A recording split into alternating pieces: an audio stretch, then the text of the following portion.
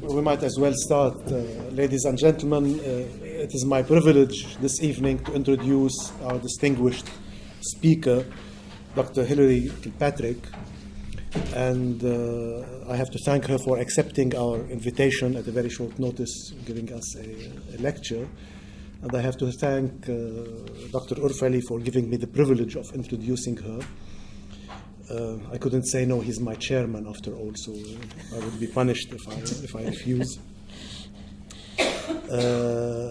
I'm sure that many of you know Dr. Kilpatrick and know about her work and have read some of her work, but for the benefit of those who are not very familiar with her, I would just say a few notes that she has done a PhD on Arabic language and literature in Oxford. I will not mention the year, I don't have it anyway. Just as well. Yeah. And her PhD thesis was on social criticism in the Egyptian novel. After that, she worked for a short while at the BBC Arabic service. And then she taught at several universities, mainly St. Andrews, Nijmegen in the Netherlands, Texas at Austin, Bern, and Zurich. Dr. Kilpatrick is a very versatile scholar. He actually straddles both classical and modern Arabic literature, and very few people venture to go in both fields. Her concentration is actually on adab, and her main contribution was the book which she published in 2003 on Kitab al-Aghani, which has made a major impact on the field, and I understand that it took her several decades to research that book. So that's something. Since then, she has been drawn to the field of the early Ottoman period, and she has published extensively in that domain, especially on Bilad Sham. She has published works on travel literature, poetry, private letters, and so on. And I also know that she has philological and linguistic interests. And the first time I met her was in Bucharest in 1993, I think it was, at a conference organized by Nadia Angelescu on the history of the Arabic linguistic tradition. So she also has a contribution in that field. Without further ado, I just want you to join me in welcoming Dr. Kilpatrick, who will be lecturing this evening about Arabic poetry among Christians in the early Ottoman period. Ahlan wa sahlan biki. Shukran jazeelan. So, thank you very much for these kind words. Thank you very much also for this invitation. I'm very happy to be here. And to be able to exchange some ideas with you about poetry in this rather unknown period. And I'll be grateful for any comments and criticism and suggestions which you have. Now, the conventional view of Arabic literature in general, and especially poetry, is this okay? You can hear okay? Yeah, good. So the conventional view of Arabic literature in the later Mamluk and early Ottoman period as repetitive and not worth studying is gradually changing.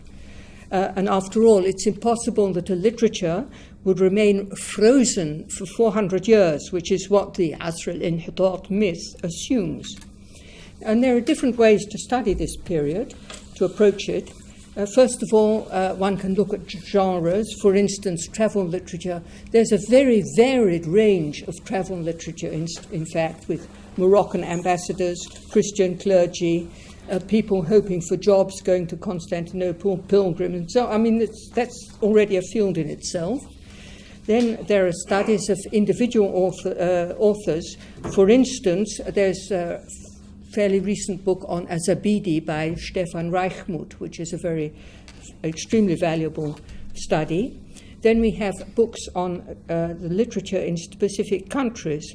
For instance, it's quite an old book, but it's still extremely useful. Usama Arnoutis, Al-Haraka Al-Adabiyya fi Bilad Sham, Khilal Al-Qarn Al-Thamin Ashar.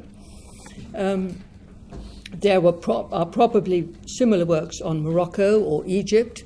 I don't know if there's anything on Yemen. That would be an area to work on, I should think. And then we have studies of literary systems and networks within the Arabic-speaking world. like Muhsin Musawi's The Medieval Islamic Republic of Letters, Arabic Knowledge Construction. And then also one can study specific communities, notably those who join the literary scene in this period. And this, by definition, is a kind of innovation.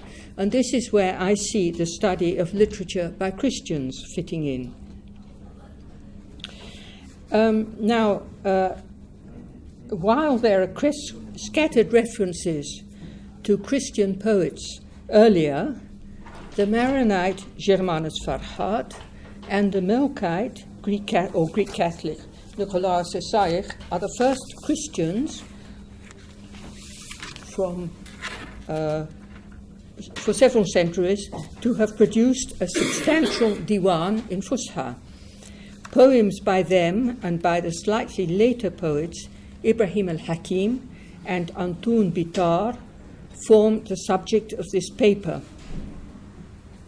Germanus Farhat, who lived from 1670 to 1732, belonged to the first generation of Maronites to have been educated entirely in Aleppo. As you probably know, earlier generations, in fact, had their education in Rome, and in fact, very many of them remained there. Now, Farhat, as a young man, moved to Lebanon, and he became a monk in the Lebanese order, and later on became the superior of it, before he returned to Aleppo in 1725 as the archbishop of the Maronite community. And his dictionary and works on grammar and rhetoric are recognized as landmarks. Judgments of his poetry, however, are less unanimous. Maroun Aboud and Louis Sheikho have rather different evaluations of him as having certain faults, poetic license in meter and vocabulary, but on the other hand, he's recognized as having a fine natural disposition and a wide range of themes.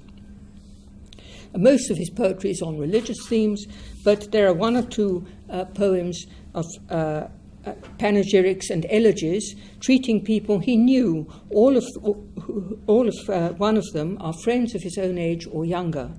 And the exception is Athanasius de Bers, who was Greek Orthodox Patriarch of Antioch. Germanus addressed a madih to him in 1712, while Athanasius was Archbishop of Aleppo and was on a visit to Tripoli. Now, this panegyric modifies the conventions of praise poetry. The introductory section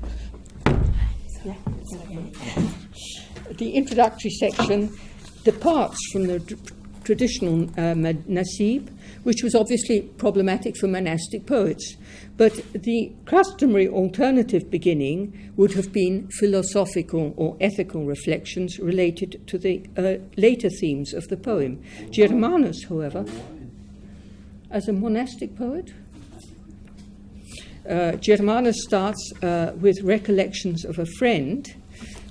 However, تنبه دهري من عهود معاهدي فأسعدني تذكار تلك المعاهد حللت به في برج سعد كأنني حللت به فوق السحى والفراقد رعى الله أياما حمدت جديدها بتجديدها إحسان تلك المحامد وأذكرني من أنسها ما نسيته وحاشاي أن أنسى ذمام المساعد.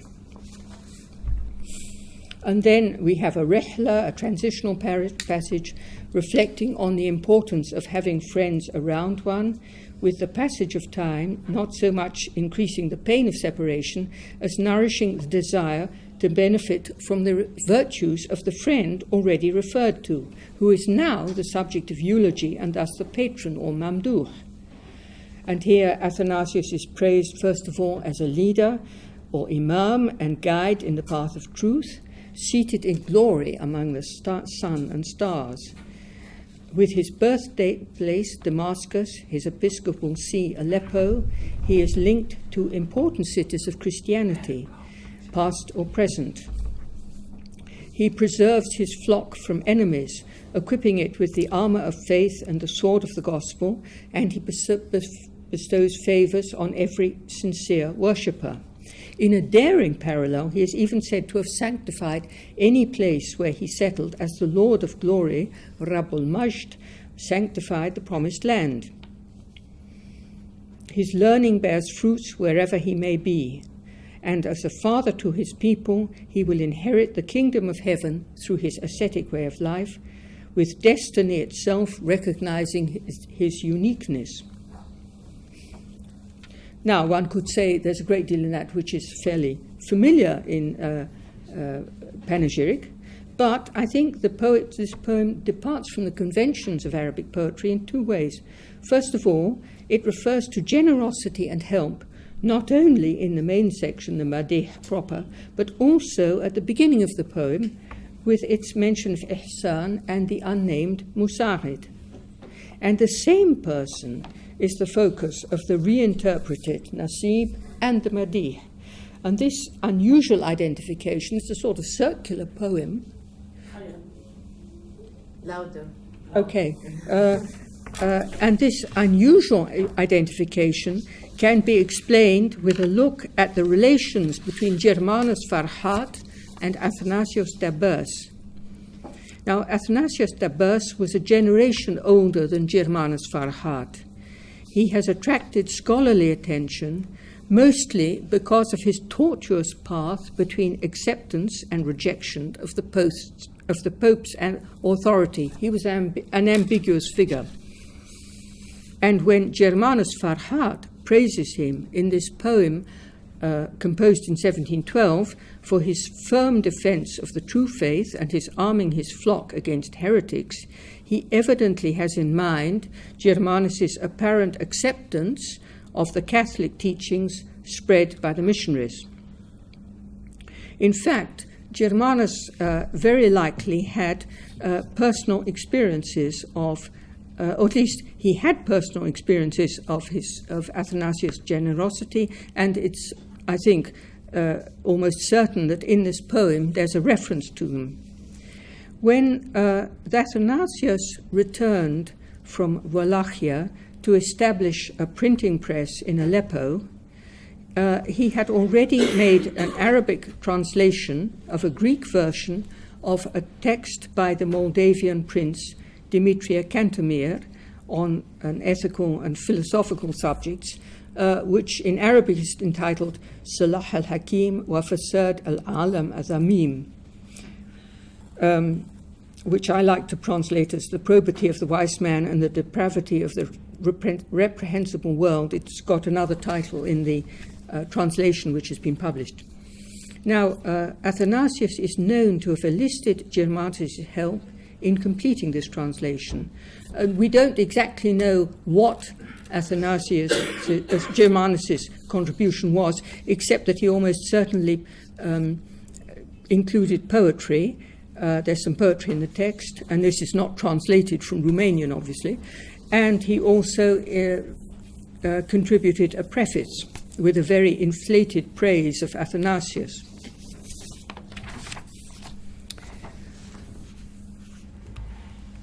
One can, I think, assume,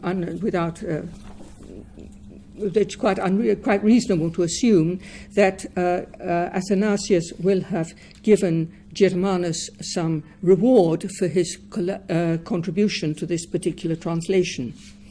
And a second connection between them is that when Germanus went to Italy and Spain in 1711, Athanasius gave him a list of titles he wanted from Rome, probably with a view to printing them.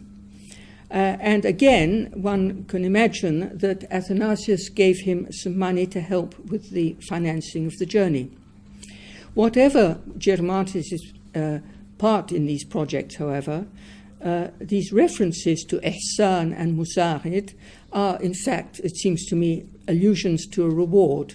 And the reward must have been welcome, because Germanus, who had moved from Aleppo to Lebanon to join a handful of friends engaged in founding a new Maronite monastic order, had left the community in 1700 over disagreements about exactly how the community should be organized.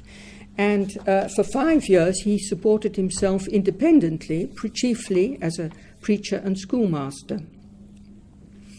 He rejoined the community in 1705, presumably shortly after he had cooperated with Athanasius on the Cantemir translation.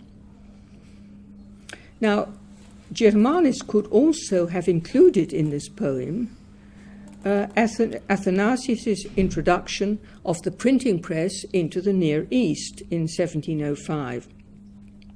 But he didn't. However, the press, or at least its productions, appear in a poem some decades later.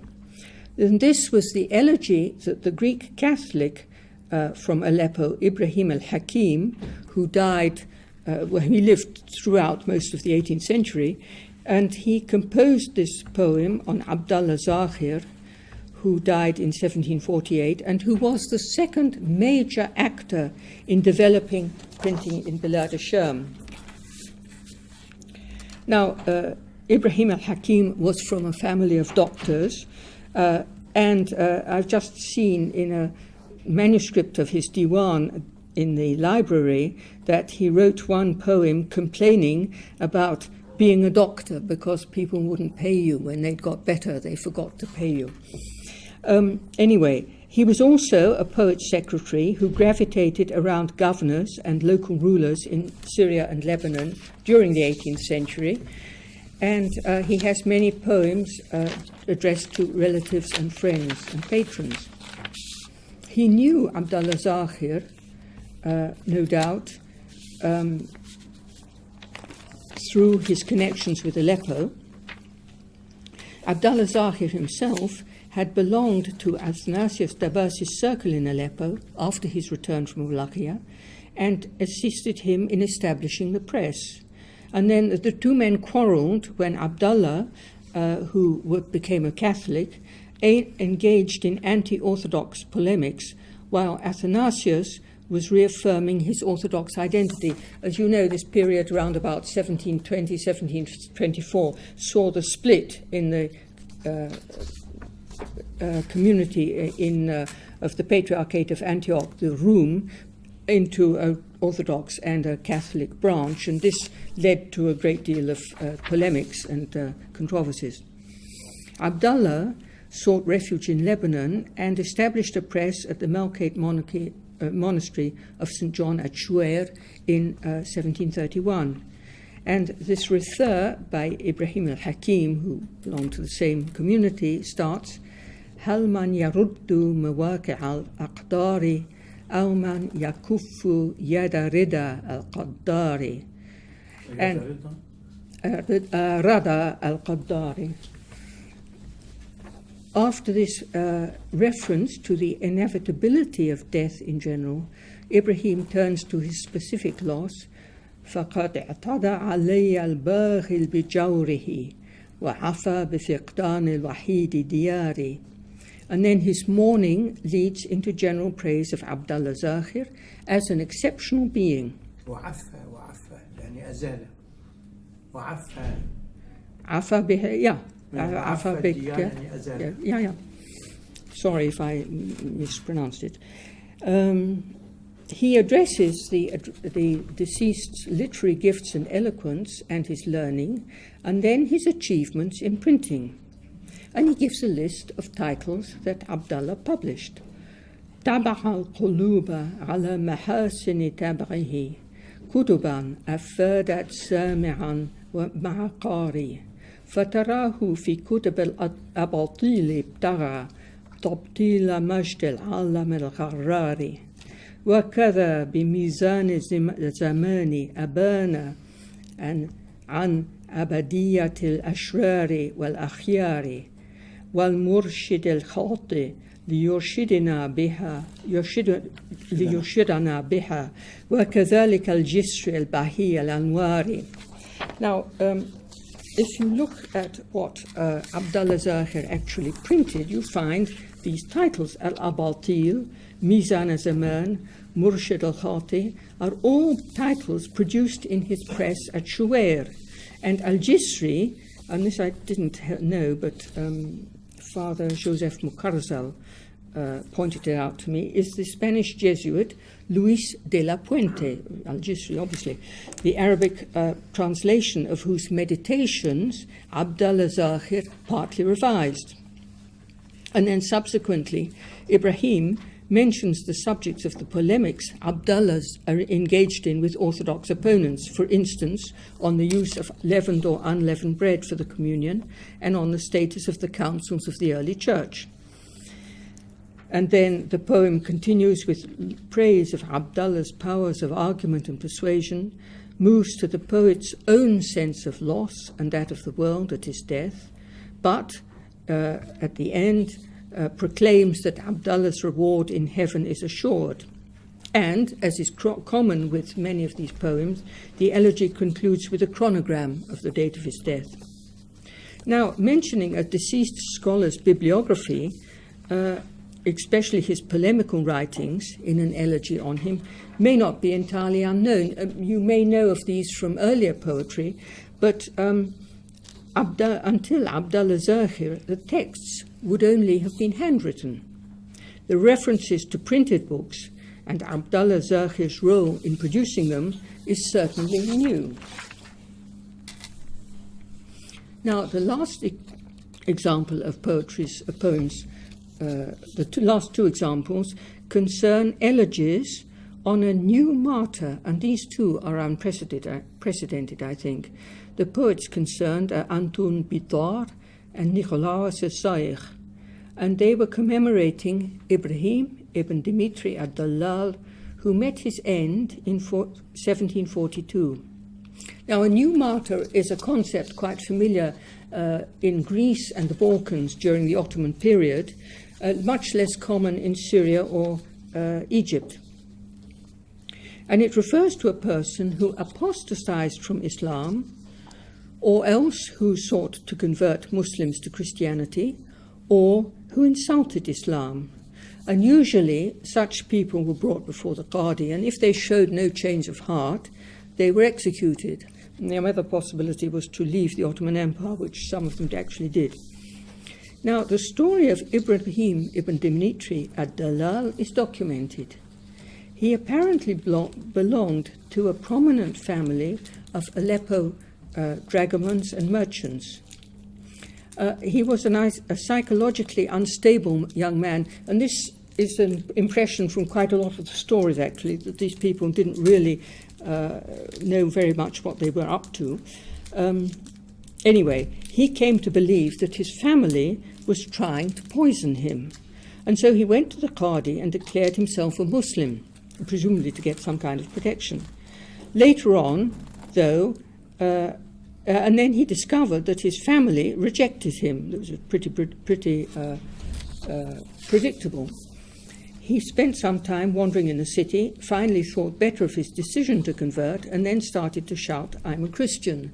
I mean, he was a very confused young man. The bystanders set on him and took hold of him, took him before the Qadi, and despite imprisonment and torture, he stood firm in his faith and was, in the end, beheaded. There was a move to have him canonized, and the correspondence between the Greek Catholic Archbishop of Aleppo, Maximus Hakim, and the Vatican about this has been published. Now, the two poems on his death, of course, they're commemorating the same event, the same person, and are working within the same tradition, but they are not identical. The first I'll talk about is by Antoun Bitar, who was an 18th century poet and khatib in Aleppo, and his diwan exists in a manuscript from Aleppo, but has not been published or studied at all, as far as I know.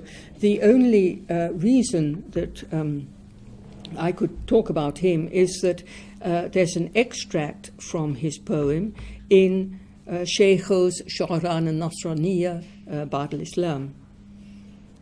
And this starts off, Ya sahibi ma balu sukan al-hima kullan arahu walihan yabki dama,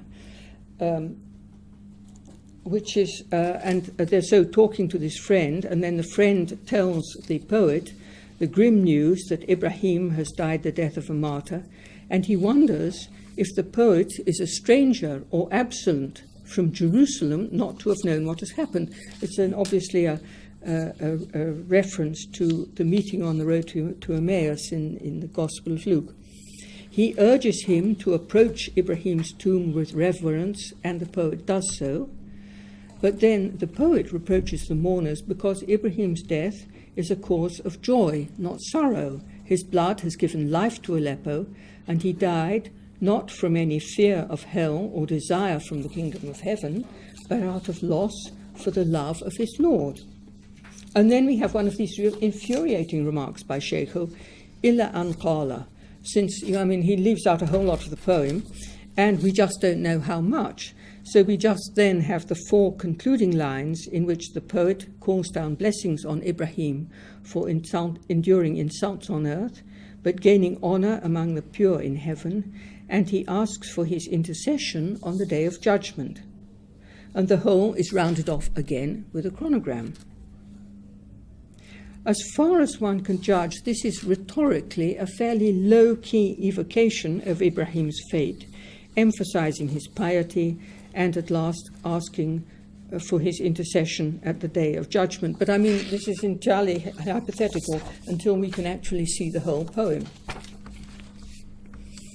The second elegy is by Nicolas Saïr, who was an earlier, he died in 1756, and his name is usually linked with that of Germanus Farahat, but he is considered, I think quite rightly, as a better poet.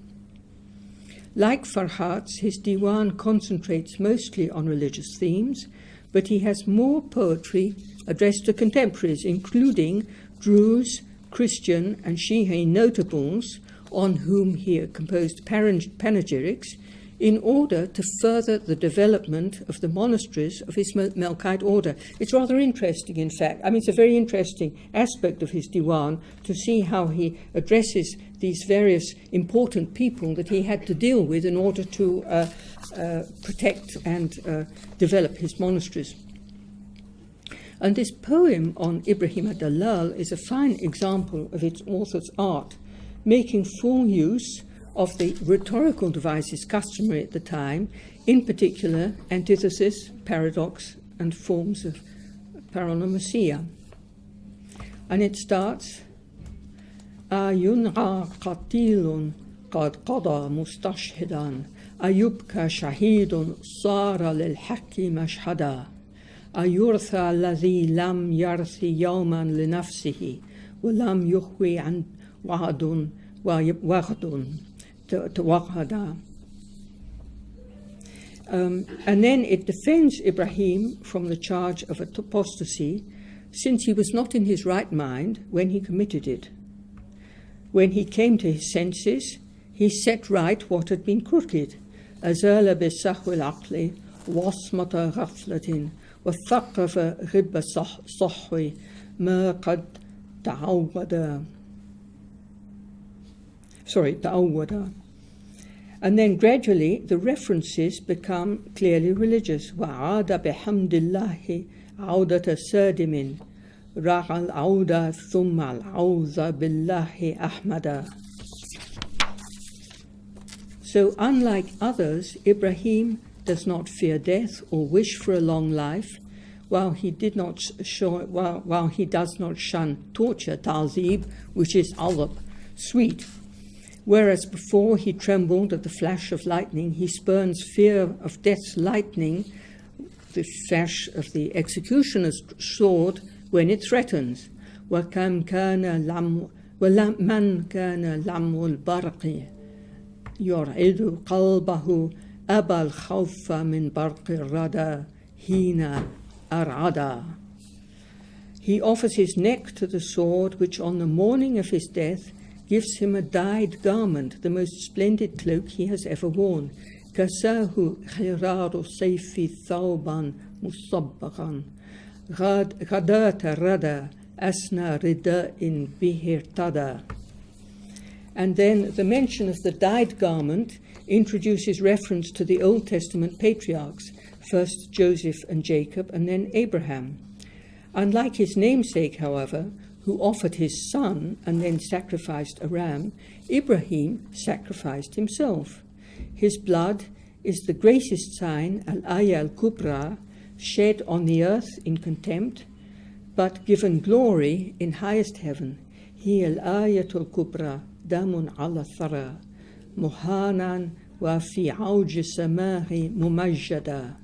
For God has honored Ibrahim's tomb with working miracles, healing the paralyzed, the crippled, and those held captive by illness. And this is, of course, the reason why there was an effort to have him canonized, which I don't think ever came to anything. So Ibrahim is blessed, and he has also brought blessings on his family, his forebears, his community, for he has revived sainthood when its trace had been lost, and through his piety raised again a building which had become a shell. وَأَحْيَيْتَ مِنْ رَسْمِ الْقَدَاسَةِ مَا عَفَى وَشَيَّدْتَ بِالتَّقْوَى بِنَاءً مُمَرَّدًا. And having trod the winepress of death, without denying his faith, he has earned a place at God's right hand in his glory. وَدُسْتَ بِحُبِّ اللَّهِ مَعْصَرَةَ الرَّدَى وَحِيدًا وَلَمْ تُشْرِكْ فَكُنْتَ مُوَحِّدًا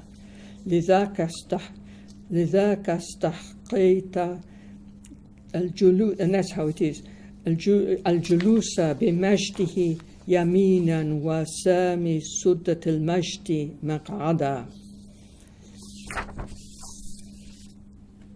And then, like Antun Bitar before him, the poet asked for Ibrahim's intercession on the Day of Judgment, appealing to him as one who died a martyr to love. And the poem concludes with the date of Ibrahim's death. أَيَا خَيْرَ حِبٍّ مَاتَ بِحُبِّ شَاهِدًا بِالتَّارِيخِ يَا حِبًّا قَضَى مُسْتَشْهِدًا, which adds up right. And I've given quite a lot of quotations from this poem to show how Nicolas Saïk was drawing on the familiar vocabulary and motifs of elite Arabic poetry, echoes of the Quran, and images of the Bible to compose this elegy. Yet the succession of themes, culminating in the designation of Ibrahim as a saint and intercessor, departs radically from the conventional elegy and must make this one of the most original Marathi. Now, as I said, and as you will have understood, the four poems I have discussed are all by Christians. And, of course, the theme of the new martyr is clearly Christian. But there is nothing specifically Christian in Germanus' Farahat, mentioning in the Nasib the same person to whom he addresses his panegyric, nor in Ibrahim al-Hakim's, including the list of books Abdallah Zahir translated and printed in his elegy on him. And I prefer to see all these poems with their original elements as the work of men who were at some distance from the learned circles of mosques and the administrations, although Ibrahim al-Hakim and Antun Bitar worked sometimes as secretaries, and Nicolas Saïk had contact with ulama and notables. In tracking down Ottoman poems which go against the still widely held view that canonical Ottoman literature was uninspired and repetitive, I think it's useful to look at the productions of these outsiders or newcomers to the literary scene.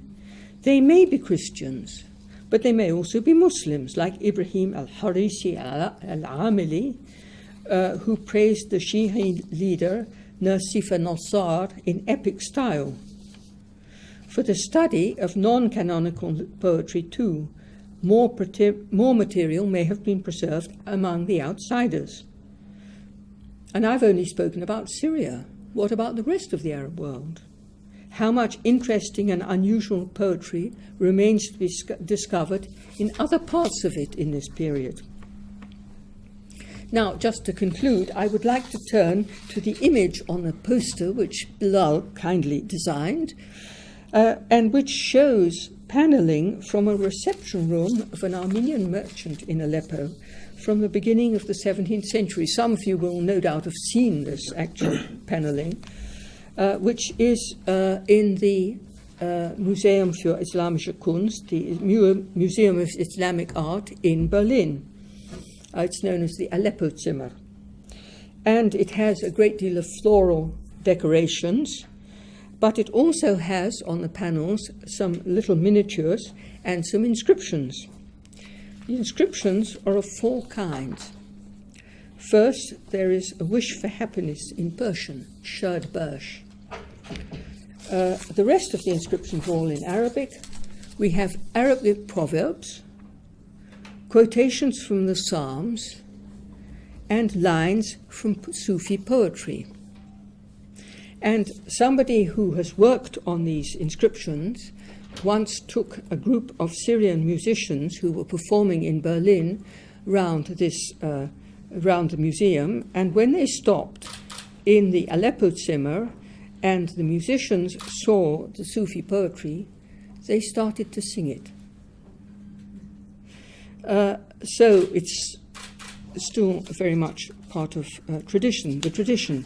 Now, why I like this illustration is that, in fact, this merchant had something for all his acquaintances, his visitors from Persia, his Jewish, Christian, and Muslim friends or business partners, with texts from their specific tradition and proverbs to appeal to everybody. And this inclusive view of early Ottoman Arabic literary culture is what I've tried to illustrate in this lecture. Thank you. Thank you, Dr. Kilpatrick, for this interesting and very informative lecture, which sheds light actually on an era of Arabic literature which we know very little about and which until recently has been looked down at. I'm particularly happy that you mentioned Az-Zabidi in the beginning of your lecture, because Zabidi is the culmination of the Arabic lexicographical tradition for 10 or 12 centuries, and there he belongs to that era which we have always accused unjustly as being al-hitat and so on. I'm sure there are questions from the audience, so the floor is open. Dr. Isa. Thank you so much, Dr. Kilpatrick. I wanted to ask about, I didn't very much get the point of the sects and how they related to one another. So they address, these are the authors that you talked about today were Christian authors, and they were addressing each other and addressing people from the other sects, the elites of the other sects. But you were very careful to distance them from, do I understand you correctly, from the Christian identity, or how does the millet relation, what can you tell us about the way they address each other, and what can we know about the relations between the religious communities then? Well,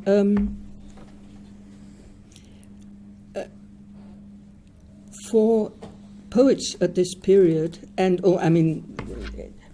for poets, it's a normal thing to write Marathi about people they consider important. And so Nicolaus Isaïe, Nicolaus Isaïe and Ibrahim al-Hakim and Antun Bitar were all writing poems about people, Marathi, about somebody they considered deserving of a marthia. I'm not sure that they really thought, well, certainly I don't think that the Ritha of Abdallah Zaghir is really thought of. Well, no, that's not true, because that is in fact directed particularly at the Greek Catholic community, because he was the one he was a great controversist, and he is the poem celebrates the fact that he mentioned these, or that he was considered to have annihilated the arguments of the Orthodox about these concerns. So one could say he is writing this is a ritha, which is very much celebrating somebody from the community. The same thing is true, of course, of the two poems on Ibrahim ad-Dallal. With Germanus Farhat, I think it's more difficult to say because in any case, Athanasius Dabas didn't belong to his community. I mean, Germanus Farhat thinks of him as a Catholic, but not as a Maronite, of course. But I don't know. I mean, the whole poetic culture was one of addressing people within certain circles, and for these particular poems, those were the circles they turned to. What, as I say, is interesting about Nicolaus Assaïch and also about Ibrahim Hakim is that you find them also in other poems addressing people outside their community. There's one of Ibrahim al-Hakim addressed to the Wali of Aleppo on some occasion. And there's another, actually, I mentioned for Dr. Orfali, I wanted to draw his attention to. There's a poem by Ibrahim al-Hakim complaining about Sivas because he was accompanying an Ottoman governor or pasha to Sivas, and apparently, I didn't have time to read the whole poem, but apparently one of the problems was that the weather was awful. So, I mean, this fits in with your interest about cities.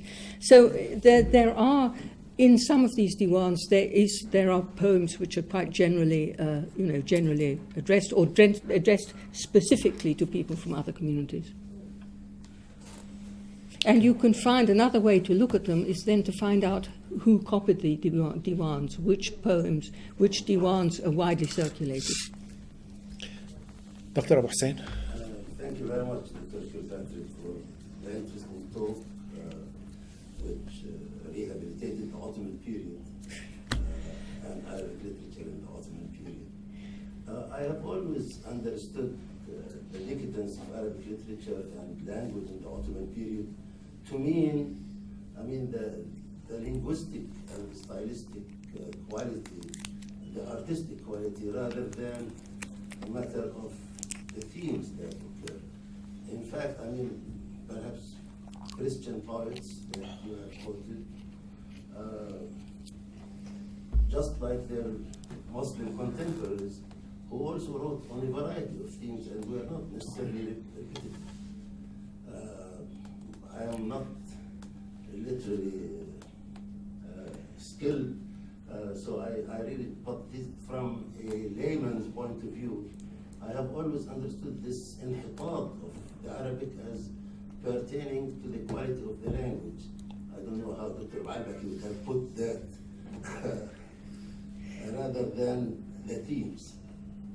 Well, that's a controversial point because it seems as though writers in this period were not so purist about the Arabic language as they later became, because you find. I know much more about prose than poetry, but you find in prose that people will sometimes use a very correct language, and then they will sometimes descend to a more colloquial form, so that, and this was not felt. The argument is used that these people were not capable of writing real proper Fusha, but when you see somebody who writes at the same time Fusha and then a more slightly colloquial, Middle Arabic as we call it, then you say to yourself, well, they were capable, they didn't feel the need to do it.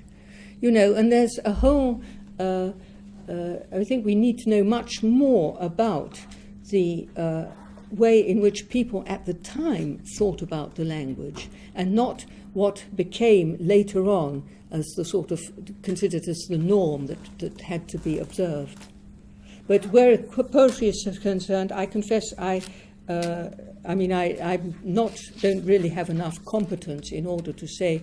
I think that, as I say, I think Nicolaus Assaïch, with these images that he uses, this is an extremely interesting poem, and one can see that he really has a great knowledge of classical Arabic poetry. But all these poets are said to have made mistakes sometimes, but then this is one of the common criticisms of a lot of poets, not just in this period. Yeah, In fact, go ahead. on the same theme. تفضل تفضل. And the mistakes. I mean, in that period, even the great sheikhs in Aleppo and Damascus made mistakes. I think it's striking how good it is, the Arabic of this poetry, how well it is. It's as a fusha. Yeah. And I think, of course, the new language, one of the big instigators of the language was Germanus Farhat, with Bahs al-Matalib. It's grammarian. And Yeah. the grammar was a total base for all the people who learned Arabic afterwards. Well, in the Christian communities, because But but they were there's. ahead in this case, you know. Yeah. But this, for instance, Nicolaus Saich is too old to have really profited from. Yeah, from it's true, but his language is not bad. Are these diwan's published at all? well, Germanus Farhat, Nicolaus Saich, they are. Antunet Bitar. I mean, we just have these a few quotations by Sheikho. Ibrahim al-Hakim has a diwan which is here in the library as a manuscript, and it would be really interesting, I think, to work on it. It's just very difficult because the ink is eating away the paper. So there are pages where you turn the page and then half the page is sort of, So they tried to photocopy it or to digitalize it, and it wouldn't work. But as I think Dr. Gordon was saying, you could in fact, now that with what they do sometimes with paintings, for instance, is to be able to distinguish the different levels on the paper, and so they could do that. It would be worth it. We have a wonderful book by Zaidan, his letters. That you see the ink from both sides, and Yes. it's Well, in pursuit of the same theme raised by Dr. Abu Hussein, I had previously asked you whether there were any stylistic peculiarities in these poems, and you definitely said no. I mean, I would have taken a poem by Germanus Farhat or any of your of the names that you have mentioned, and had you not ascribed it to these people, I would have not guessed that these were Christian writers. I mean, when somebody mentions al-Aya al-Kubra, it reminds me of Surah Taha لنريك من آياتنا الكبرى. I mean, this might well have been a Muslim writing poetry. So there's no basic, as I understand it, and as you confirmed, there's no basic difference between a Christian poet and a Muslim poet from that era. Maybe in the subjects there could be some differences. Yeah. Because there's, for instance, a great deal of religious poetry. I mean, specifically religious poetry. It would be interesting to also, again, to study that and to see to what extent, although it's on Christian themes, it also makes use of allusions from the Quran. I mean, that would be. Yes, you mentioned that. Yeah, it's but there is a great. I mean, I was less interested in that. I was more interested in these rather more secular poems. But there's a great deal of that, Chris. Yeah. Further questions or comments? I have a bibliographical note. Hi, how are you? Perhaps you know about it. There is a dissertation under the supervision of Michael Cook on the Christian martyrs under Islam by somebody called Christian Zahner. I don't know if you've seen it. So it basically talks about the new martyrs and sort of uses the Christian texts of the early Umayyad, of the Abbasid period, on the early Umayyads and Abbasids, to discuss basically, the ways of the new martyrs are, to of course then discuss a little bit more, sort of somehow how the Christian fared under Islam. He's using this literature to try to make some general comments about Christians and Muslims in the early Islamic period. Yeah. Now, I didn't know about the book. I'd be interested about it. It's still a dissertation. Okay, right. It hasn't come. Where was it made? Princeton. Yeah. But when I say the new martyrs, actually, it is in certain period, almost when it's a sort of technical term, it really means martyrs from let's say the end of the Mamluk period on. No. New martyrs is basically the martyrs that are not under the Roman Empire. So new martyrs is post-Roman, basically post-pagan, so to speak. Okay. And it's also applied to another period of martyrdom, which was the early Mamluk period. Okay, anything which is not Roman. Those have been published as well, and they're basically the martyrs of Antioch, i.e. Syria and Palestine. I can't remember who who edited them. Neo-martyrdom is also applied to that period, okay, the right. late 13th, early 14th century, as well as the Umayyad period, as well as the early 18th century. So, In the sense that the canonized martyrs are the martyrs of the Roman period. Yeah. And so anything beyond that are the new martyrs. Most of them are not canonized, of course. But those are prose. Those tend to be prose martyrologies. Yeah. I believe. Shuhada Antakya al-Mansiyun. It's called the Forgotten Martyrs of Antioch. I know. For the Mamluk. Okay, that's And do you know who? Neo-martyrs. You know who published that? I can't remember. I think I have a PDF that I can send you if you like, and it will certainly be here in the library. Okay. That's a book then? It's a book, yeah. I think it's 1 or 2 volumes, and it's a collection of saints' lives. Right. Some of them from this region, actually, from modern-day Lebanon. Yeah. That's interesting because in Balkan history, it's associated with the Ottoman period. I suppose because there weren't martyrs before. Well, you had the Greek ethno-martyrs as well, I suppose. Yeah, I mean, that's the same thing. Yeah. Yeah. Okay, well, thank you very much. That's very useful. Any more questions? Anybody? Well, if not, thank you once more, and we hope that to see this in published form soon, the fruits of your research. Thank you so much. Thank you very much. Thank you. And thank you for your... هي لا تيجي في كورس ده well.